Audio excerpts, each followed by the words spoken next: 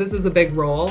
There's a lot going on in the country right now. I feel the responsibility of leading this organization, but you can't take yourself too seriously. And sometimes I think teenage Janelle maybe took herself a little bit too seriously. She put a lot of pressure on herself. So maybe that one I'm still working on.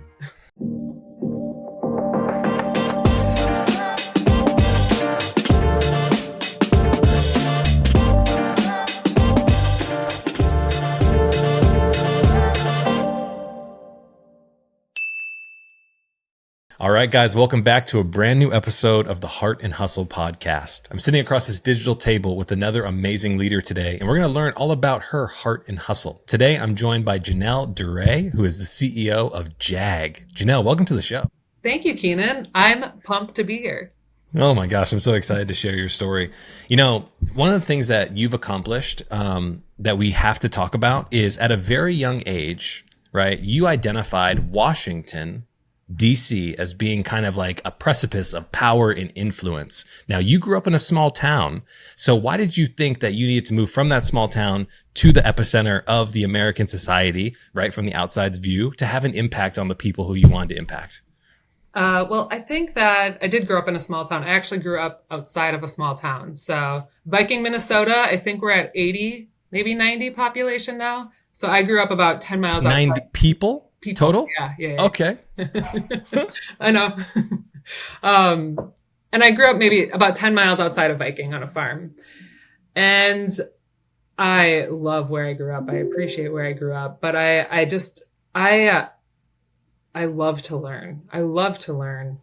And I had this insatiable hunger to meet people from different parts of the world who spoke different languages than me, who had different experiences than me. And I felt like I would maybe need to leave Viking to experience that. And I also, when I was a teenager, when I was in high school, I just had this burning desire to have access, because I felt at the time, whether it was warranted or not, it's up to whoever wants to debate it. But I felt at the time that I didn't have a seat at the table and my voice wasn't heard. And perhaps others around the country felt similarly. And I had heard the term flyover country, right? Which is how we refer to the Midwest sometime. And that really, I didn't like that because I lived in that area and other people did. And we made up America. So I felt it was extraordinarily important that our voices were heard and we were represented.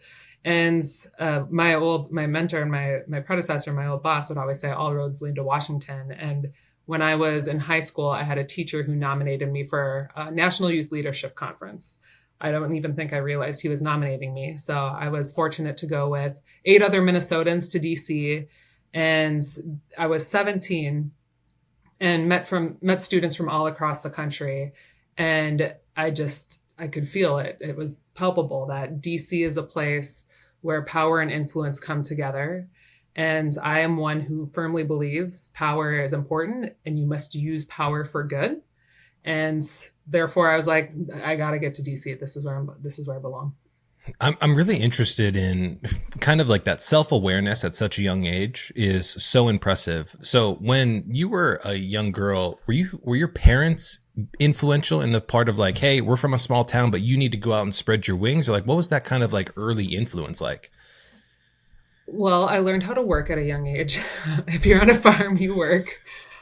So I have a very strong work ethic that they instilled in me. And we always, books were always in the house. I remember when I was really little, back then the encyclopedia salesmen would come around, right? And they'd come to your door and try to sell you all these encyclopedias before the internet and all that. And for people like my parents who also, I think, have this curiosity and this desire to learn, they were in our house. It was obviously it's going to happen. And it's not like we had a lot of extra money for these resources, but something like that, absolutely we needed to have. My mom brought home a computer from her job. And we got the internet probably in like 95, 96, which I think is pretty very early. Yeah. And even in my school, back then there was an internet bowl. I don't know if that's still a thing, but my tiny little school went to state for the Internet Bowl when it was new, when we were just learning how to surf the web. And both of my parents ran for local office. My mom was on the school board. My dad was on the township council. So there was this thorough desire for learning and curiosity, a really deep appreciation for different perspectives, and a commitment to civil service, to giving back. When you were a kid, this is going to sound like a weird question. Did you have any weird type of hobbies, or did you do anything weird that you wouldn't normally tell your friends about as a young kid? Or maybe seemed like it was going against the grain compared to what everybody else was doing? I don't know if I wouldn't call it a hobby, but I would always, when I would think, which I do a lot, I would always wonder, is anyone else thinking these thoughts? And I self-reflect almost too much. But I would always, I remember in like first, second grade, like, is anyone else thinking these thoughts? And I was a very empathetic person. So I could get into deep philosophical conversations if there were bullying and things like that. How would you feel if someone else did that to you? So I think I was very empathetic and just thought a lot. I was very self-reflective. I also play piano. I'm big in music. I got that from my family as well. I love to go exploring. So I grew up in the country. So in the wintertime, we would leave for hours on end and go into the woods and dig snow tunnels. And in some ways, I'm a millennial, but when I read those memes about Gen Xers and they leave the home and they're like, we'll see you when we see you, I kind of grew up like that. No, I grew up like that as well. The reason I ask you that question is because, I was listening to a podcast not too long ago, and they were talking about the topic of agency. Now, agency is your ability to impact the world around you, that perceived likelihood that you can do so. And they said some of the people who have the most agency were the young kids who were doing things that none of their other friends were doing. They were having different kinds of conversations. They were having different types of thought. And that influences how we perceive and have the ability to, I would say, impact the world around us when we're older. And I hear a lot of that in like the younger version of you, that you were doing things that a lot of people weren't doing. And that might have given you the confidence at a young age to say, I need to get to Washington, although you came from a town of 80 or 90 people. Yeah, it was 100 back then, I think. Okay. I'm sorry. I didn't mean to cut the population by 10% of where you're coming from. Oh, I love that. And it right now in my role in my work, I find myself consciously, I'm seeking to reconnect with teenage Janelle, because she's the reason that I think I'm here and has pushed me to this. And I'm making a very conscious effort to reconnect with her. How do you do that? I'm playing piano again, which I hadn't really done for probably about 10 years. And that was what I wanted to do up until I discovered my drive for policy when I was about 15 or 16. I'm playing piano. I'm reading voraciously again. I've always been an avid reader. My grandma would get after me and she'd be like, you need to talk to me. Get your nose out of that book. and just chilling again, this is a big role. There's a lot going on in the country right now. I feel the responsibility of leading this organization, but you can't take yourself too seriously. And sometimes I think teenage Janelle maybe took herself a little bit too seriously. She put a lot of pressure on herself. So maybe that one I'm still working on. Yeah, I mean, that's a process that often a lot of high achievers have. I listened to a keynote speaker by a guy named Jason Fried, who's the CEO of a company called 37 Signals. And they created Basecamp. Have you ever heard of it? It's like a Slack kind of alternative, right? Mm-hmm. And he was like, as I get older, I start to recognize that it's really important to loosen the grip. He said, I'll give you kind of a story about loosening the grip. When I started playing drums, I would grab the drumstick so tight and I'd try and hit all the notes the best that I could. But as I got more skilled, I recognized that in order to hit all the ghost notes and to be more fluid and be able to make adjustments, I had to loosen the grip on my drumsticks. And now when I think about how I approach work, when I approach life in general, loosening the grip gives me the ability to be more flexible and do the things that I need to, rather than being so white-knuckled about the entire process. So I completely commend you for trying to loosen the grip a little bit. Super important. Oh, well, so first of all, I love that you're also a musician. I think that it just translates so well into other areas of life, right? Not to mention just the mental release that it gives you. And I'm working on that right now because I'm a sight reader. So I read music, and I tended to be a little bit of a perfectionist, right?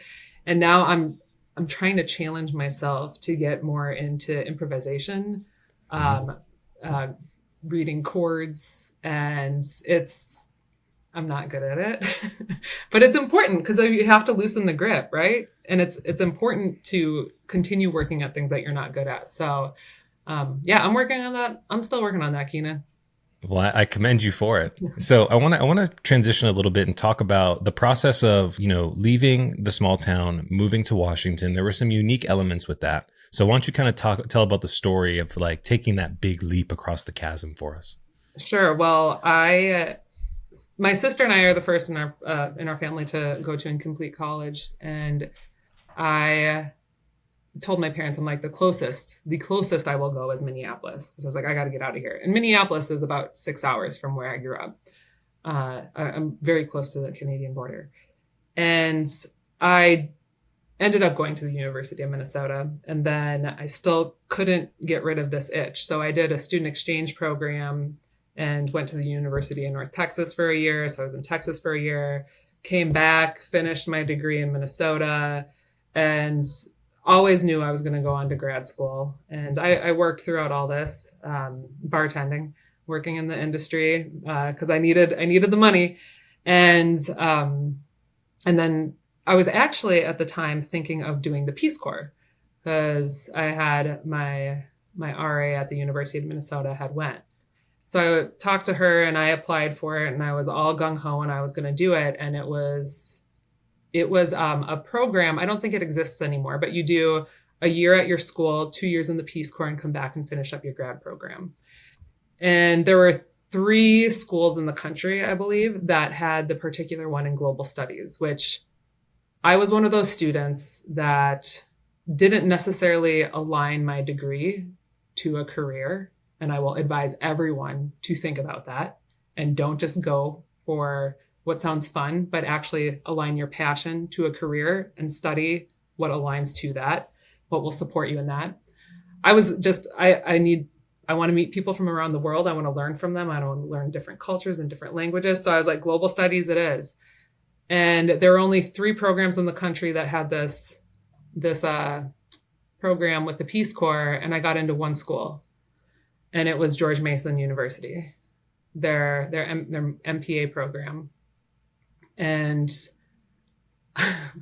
this is kind of embarrassing.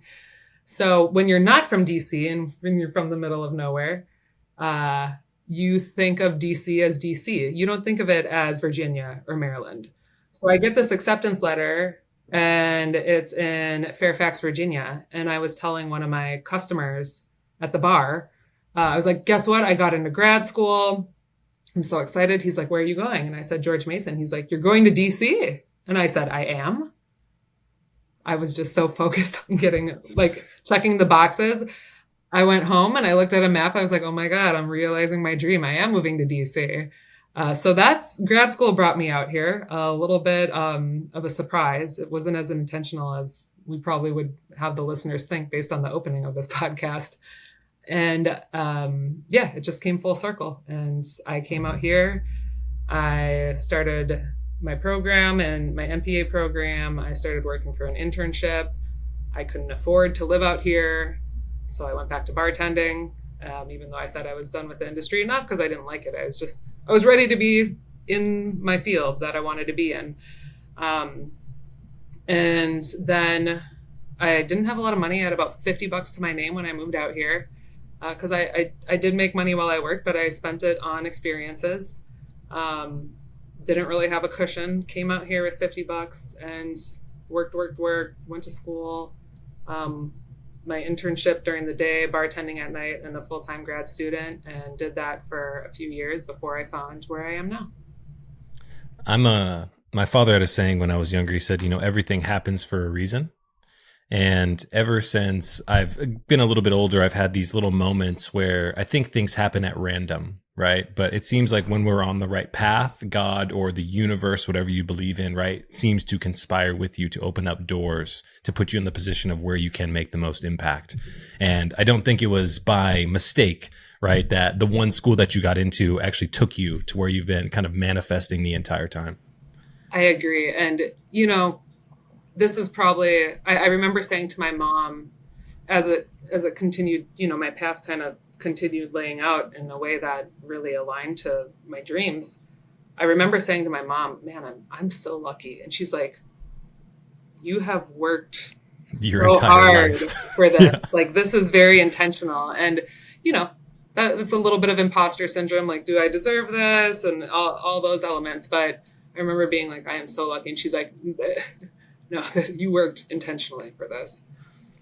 So one of the things that I know that you do, so now as the CEO of JAG, right, you are kind of filling big shoes, right? You're succeeding a 43-year founder, and you're the new blood of this organization. So kind of talk about some of the opportunities that come along with, succeeding such an ingrained, long stake founder in an organization like what you guys have done. Well, I feel very fortunate because I started working with him back in 2010. So I kind of fell into JAG looking for a job when I was finishing up grad school. I wanted to find something pretty quick because it was 2010. So most of my friends who were looking for work were moving back home with their parents because it was 2010 was not a year that a lot of people were hiring.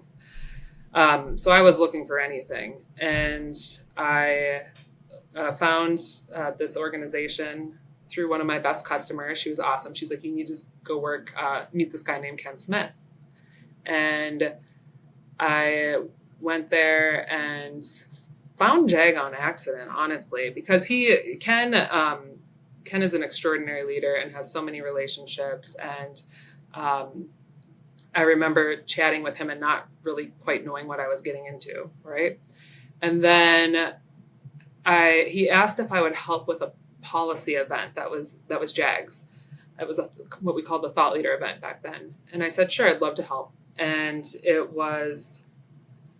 there were no students there, but there were governors, bipartisan, from both parties, corporate leaders, community leaders, our JAG affiliate state leaders who I didn't know yet. And I was like, I really like this program because you bring together public and private stakeholders.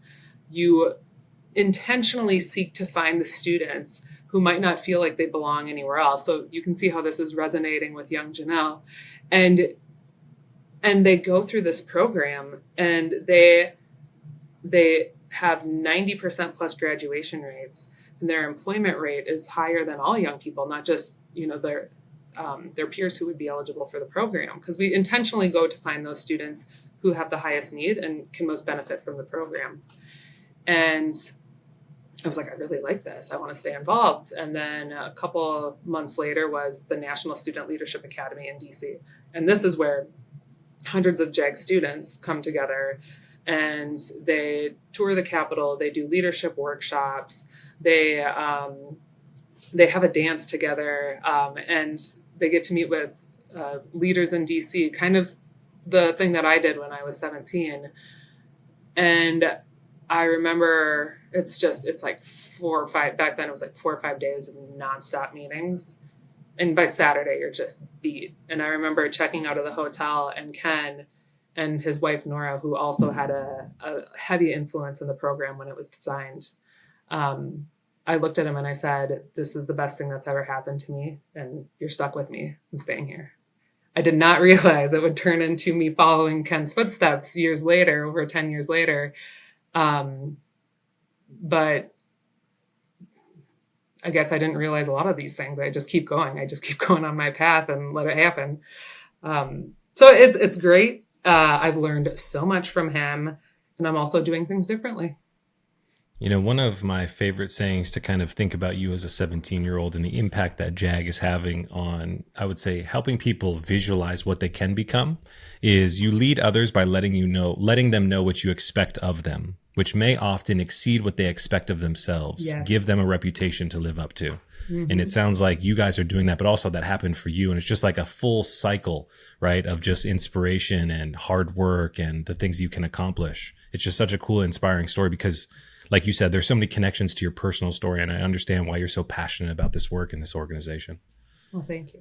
Thank you. Yeah, it's, I've learned a lot of lessons along the way too. I've learned a lot of lessons along the way. The way that I did it when I was at that National Student Leadership Academy is different than how I do it now. But there is clearly through lines of why. So you mentioned that you're doing things differently. So Yeah, I've learned what a does that lot. mean? How are you leaving your mark on this org? Well, I mean, some of the things that we're doing differently at JAG to honor the work that Ken and so many have put in over the last 40 some years is my first year as president, we immediately launched strategic planning immediately because I'd been here for 14 years. And those 14 years, I'm a firm believer that leaders listen more than they talk. And I have listened. I have listened. I've listened to our young people. I've listened to our affiliate leaders. I've listened to our board of directors. I've listened to funders. I've listened to organizations that aren't funders. And what I found was this not just a universal belief, but this unrelenting passion that it would only be a good thing if we did a lot more of JAG, if JAG had more influence, if it had more impact. And we've always felt that way, but yet growing and scaling and evolving was so difficult. And our affiliates are doing an amazing job at this, and it's incremental, and it's not necessarily scaling sustainably. And when I say scaling, like large scaling, not incremental scale. So we started this, and then we said, if we want different outcomes, we're gonna have to do things differently. We are going to have to challenge ourselves. We are going to have to honor this organization and the reason it was created, but we are going to have to go about our work and how we show up each and every day differently. So we have this new strategic plan. The board approved it. We had to work hard for this. It was unanimously approved, but we had to work hard. And I'm proud of the fact that we worked hard, because if they would have just rubber stamped it, I would have said it's not big enough. It's not enough change. Mm-hmm. So I'll give you one example. The adults in this organization are incredible. We wouldn't be here without them. They came together. They created it. Governors, business leaders, school leaders. They are absolutely incredible. But this is about the young people. So I am extraordinarily passionate about sharing the stage and sharing the platform. We talked about agency earlier in this, and helping young people find their agency by being the flagship of this JAG organization. So we are intentionally lifting up the youth voice, and not just for them to help share their stories and say how JAG has impacted them, but also to develop them as leaders so that they can go on and change the world in whatever career pathway, whatever personal pathway that they have. And I love the adults that support our organization, but the young people are a little bit more inspiring. And this is why we exist. So I really appreciate the board of directors for getting behind this. It's about lifting the youth voice and also integrating their feedback across all levels of this organization. So if we want to evolve the JAG program for scale, I mean, we think about AI and the impact that it has on education, on young people, on the workplace, and they need to be informing us on their digital natives. They're savvy in this. They're way more savvy than we are. And they need to be informing us at all levels. So that's one of the changes that we've made, and I'm very proud of it. That takes a lot of, trust, but it also takes a lot of selflessness, right? To listen first and then react based on what the marketplace is telling you. And this is something that I wish more leaders would do, is I wish they would listen more to the people in which they serve, right? Often we create solutions and ideas in a vacuum. We take them out to the marketplace and it doesn't work. Right. So what was the did you have any challenges in kind of trying to push the organization in this direction, right? Because you've been in the organization for quite some time, but you guys have been doing a lot of the same things for a long time. And being a change agent, especially as a leader, can be really challenging when you come into an organization. So did you face any type of resistance in the process of saying, hey, we're going to implement this strategic plan? What's going on? Yeah. And of course, right? Because there's changes. But what we intentionally did up front is we cast a wide net, a very wide net. And we worked with an organization, a firm, to support us in this work. LeadStar, they're terrific. And they went out there and I said, I want the unabashed truth. What did we love about JAG? What do we not love about JAG? What do we do well? What do we not do well? And we asked all stakeholder groups, and I was not in the room. JAG staff were not in the room. And we got the answers back anonymously, and we went through them, and we spent a year doing that. So it wasn't just we're coming in and we're going to do this strategic plan and we're going to change everything.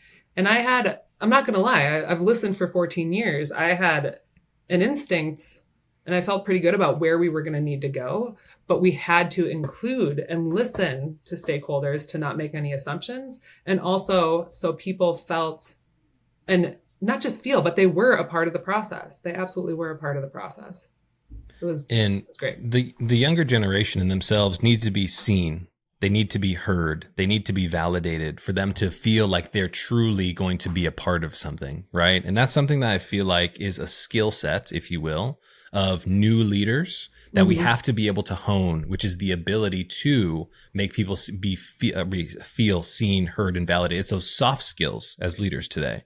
Have you really kind of concentrated on those soft skills, the compassion, the empathy, the curiosity type things? Yeah, vulnerability, which is not easy for me. Absolutely. And it's so interesting because you said it, that it's a new leadership style, right? I mean, you think of, I was in an Airbnb years ago, and it was one of those bubble escapes from COVID, right? So it had a game room in the basement, and in the game room, there was a poster of John Wayne, and it said, never apologize and never ask for guidance or something. I don't know, but I remember never apologize. And I just looked at it and I said to my mom, I was like, how unfortunate is it that, I mean, I was calling out my mom too. I was like, that your generation grew up with this idea that this is leadership, because it's not. Because how on earth can you make decisions that will best support the people that you are meant to lead if you don't know how they feel? And if you don't apologize when you screw up? We're humans. And so when I'm with my senior leadership team, I try to speak last. I say, I cannot make the best decision unless I know how you all feel, including if that is in disagreement with me. And I really impress upon our young people that leadership is listening. And we have done a bad job in demonstrating through popular culture and previous assumptions about leadership and how we taught about it, that the leader does all the talking, that it's the inverse. The leader does the most listening. The leader lifts up and empowers. I love to push decision-making as deep into the organization as possible. And it works. It works. And it takes longer, but if you don't, it takes longer up front, but if you don't, you will deal with it on the back end on trying to remind people or justify why you're making these changes, because they weren't a part of the process and they didn't have a voice. They didn't have their agency pouring into it on the front end. So it feels like it takes longer, but it's going to take longer if you do it the other way. I mean, at the end of the day, we're not playing this game to just last till the end of 2025, right? We're playing this game for as long as we possibly can. And that is sustainable action over a long term. There's an interesting perspective that I have. In 2022, the Surgeon General came onto a national broadcast, the first time since the 60s, and said the biggest threat to the American society is not another viral pandemic, but an epidemic of isolation and loneliness. I want to take that a step further. I grew up, I was born in the late 80s, early 90s. I grew up in Metro Detroit. So I saw a community that was based on the privilege of being able to work for a large organization like GM and Ford and Chrysler, right? And literally, grandmothers, aunts, uncles would say, hey, if you're lucky enough, one day you're going to graduate from high school. You're not going to need to go to college. You're going to be able to join one of these factories, make $140 an hour and have a pension that's going to take care of your family for the rest of your life. You'll be a part of this family. Now, when everything happened in 2009, 2010, 2008, right? Everything was sucked out of our city. And I saw a generation of people who felt, for the first time, felt betrayed by the organization in which they work for that I experienced in my lifetime. Now, recognizing that we've had a couple of those instances in our lifetime, we also see the headlines of Amazon cuts 12,000 jobs, right? All this different type of stuff, negativity at the big macro level.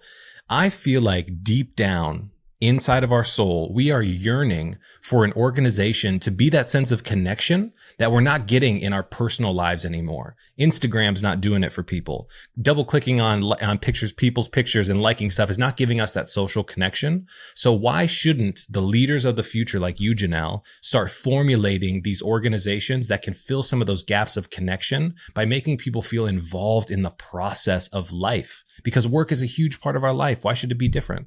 And I just think that you are the future, and leaders like you are the future, to bring our communities back together and give us that sense of connection that we're yearning for. Wow.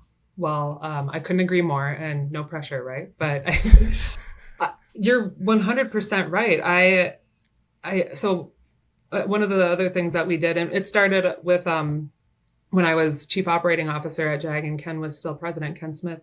And when COVID hit, we were terrified, right? Because we have nearly 80,000 young people at the time coming into school, many of them saying, the reason I come here is because of JAG. And JAG is more than just a class to me, it's a family. And we did not have online content. And now we are going to take away that lifeline in many ways for our young people because schools were closing because of COVID. And so we understood why, right? So we were like, okay, what are we going to do? And we had this best practice, and it was a part of JAG since inception. So not only when you go to JAG are you in this class where you learn essential employability skills that are relevant to any industry you go into, but and this is a credit to Ken and Nora when they created the program. And from my understanding, it was really Nora. And I got to give a shout out to Governor Pete DuPont too, who took the assignment to say we can do better as a state of Delaware for our young people in this state, and then ask Ken to create this program. It was called the Career Association. So if you're in JAG, not only are you in the class, but how do we get you involved? How do you develop your leadership? How do you develop your agency and your just who you are as an active citizen? And the Career Association means if you're in JAG, you can run for local chapter office, president, vice president, secretary, vice president of communication. I mean, there's so many different vice president titles, right? And then some of our higher capacity affiliates had established state chapters. We had never had a national chapter. And after 40 years of debate, we were like, we have to keep our young people engaged. We have to give them something to engage. So JAG National pulled the trigger on the National Career Association. So we are now on our third slate of national officers. And after COVID, when I went around and started going into classrooms and meeting with students, before they'd say my JAG specialist, who are educators, who are the most phenomenal people in the world. My JAG specialist supports me. They listen to me, and they're helping me develop a plan based on what I love to do and aligning that to jobs in the community. Now, when I go there, they're still doing that, but they're saying, I'm going to run for national office. I'm going to compete in national office. Should I compete in the competition, or should I be a voting delegate? Because I learn more about the Electoral College and how this country elects presidents through our students and how we set this up, because there are voting delegates, and then they'll go and caucus when we're at the event, a new annual event that we have every year, to elect the officers who are running. And so I have the privilege of working with some of our officers. I have monthly calls with our national president. I had today, in fact, with Frida, and I tell her and I tell our students from stage, I was like, you all are better at being adults right now than adults, because we implore them to, they only have a year of working together. So you have to listen. You have to seek to understand and be curious about different perspectives and different ideas. And it's okay to disagree, but you have this top level goal for your year. How are you going to work together to get that done? And they are patient. They are listening. They are respectful of different opinions. And I told Frida in a call last month, I said, we're in an era right now in America where we have forgotten how to think for ourselves, and we consume way too much, and we often don't seek to educate ourselves. We'll just consume whatever comes in front of us. And it's a lot. So I recognize why you don't always have time to go read a 30-page report or what have it. But we are in an era where we need one-on-one conversations en masse. Because guess what? If you share a meme that was generated by something else, you're changing no one's mind. You're only reinforcing your own beliefs, and people who might not agree with it are making judgments about you. It's how humans work. We need one-on-one conversations en masse, and this is the long game in order to come together as a nation and do great things. So be patient and be curious and seek to understand and know it's okay to disagree. And this will never end. You have to consistently work at it year over year over year over year. And I tell them, I'm like, do not share any of these memes on Instagram and think you're going to change anyone's mind. That's not helping. It's just adding to. There's so many places that I want to go with that little segment. Number one, 2036, Janelle for president, because we need a mindset like you, right? Who can be a story from a small town, come to Washington, influence, and then have an impact across our country. So that's just my putting my campaign. I completely agree though. I mean, we're in a completely different time. There was a couple times when we were talking about how tapped in is the language that I'll use when we talk about our younger generation of people, right? They're more knowledgeable about the systems that we interact with every single day. They have fresh perspectives because they have so much knowledge coming at them. Yeah. But also we're in a place where social media and things like that have a huge influence on us, and they've changed during our lifetime. I like to bring this into the conversation to remind people where we came from. When I graduated from high school and went to college, I hopped on Facebook for the first time, and it was a chronological documentation of the entire day. Somebody hopped on the morning, made a post, people commented on it, and it went like that through the entire day. It's not like that anymore. There are algorithms that show us information that is completely outside of our control. It's like pulling the slot machine and then figuring out what we're going to get. Mm-hmm. Having conversations at scale is the pendulum swinging back in the opposite direction of instant gratification from my perspective. And hearing how tapped in you are to understanding that is so exciting for me, to know that there are organizations and leaders like you who are pushing us in the right direction. The human connection is never going to be replaced, but let's be very transparent. In order for us to have scale today, right, an impact that we're looking for in all the communities and lives that we impact, we have to use technology. So how are you being kind of curious about things like automation, artificial intelligence that can help kind of the JAG mission be fulfilled by helping scale out from where you guys are at now? Well, I'll start by saying, I think as leaders, and I was having this conversation yesterday with the person I work with, that Jag works with, that really leads. He's like a fractional CIO, CTO. We're not quite at the point where we can have a full-time one. And he said, and I agree, that leaders are going to have to make a decision on how they want to leverage this technology. And are you going to leverage it to replace humans, or are you going to leverage it to empower humans? And I am a full believer that this technology can be used to enable us to spend more time with our passion, with each other, and take away some of the mundane pieces that might not be fun in our jobs and actually be frustrating to us. And if we can leverage it for that, to say, this is not a good use of my brain, this makes me a human doing instead of a human being, then yes. then AI help me out. And then how that can elevate our thinking and our creativity and our collaboration and humanity and just working together. That's where I stand on the thing. In terms of how we're using it, we're just starting. And if you have a nonprofit or a business and you don't allow it, people are using it. I mean, we all know that. Students are using it. We all know that. I mean, we need to stop fighting it and just recognize it's happening, and then determine what are the policies you need to put in place in your organization to protect your employees and your people and your data, your PII, all that stuff.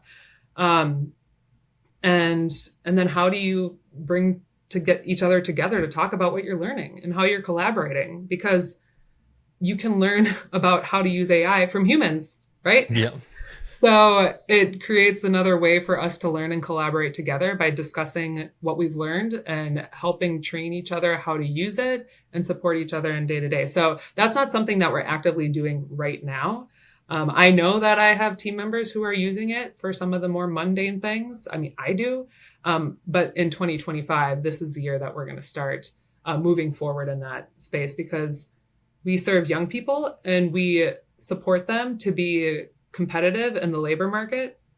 If we are not using AI and understanding how technology is going to impact their workplace and their job opportunities in the future, then we're not doing our job. So I personally feel like it's a prerogative for JAG.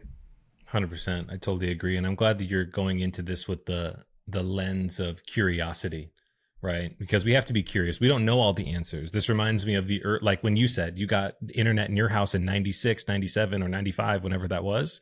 You never could have imagined that layers on top of it was going to be clicking 2 buttons on your cell phone that also connects to that system. And now a person's going to pull up outside of your house and be ready to take you wherever they want to. And you don't have to talk to them. You can pay them through the internet. It's just like the evolution of this technology is going to get crazy. So one of the things that we have here, Janelle, on the podcast is a random question from our previous guest. They would love to ask you a blind question, and we will see what your answer is. So the question that came from our last guest was, what does courage mean to you in 2025? Courage to me means it is a chaotic time in America. And there's just a lot coming. I mean, if you watch the news, it is a lot. It's a lot. You can't keep up.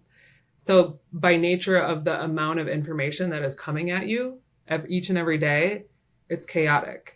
And that can throw people off in their rhythm and their day to day. So to me, to be courageous in 2025 means to find calm and lead with calmness. I think the country needs calm leadership right now. And that's what I intend to give them and work on. And I would encourage everyone else to find out what is it that can help you find calm and control in your own day to day, in your work personally, and lean into that. Because I said this to the team. I was like, when there's chaos, we go Zen. And yeah, it's as simple as that. Well, guys, I just want to thank everybody who's tuning in, watching, and listening today to the Hart and Hustle podcast. Janelle, once again, an amazing guest. You are the definition of heart and hustle, and I'm so glad to know that we have amazing leaders out there who are doing the important work to push our communities forward. Can't thank you enough for coming on the show. Thank you. This was a blast. I loved it. All right, guys, we'll catch you in the next one.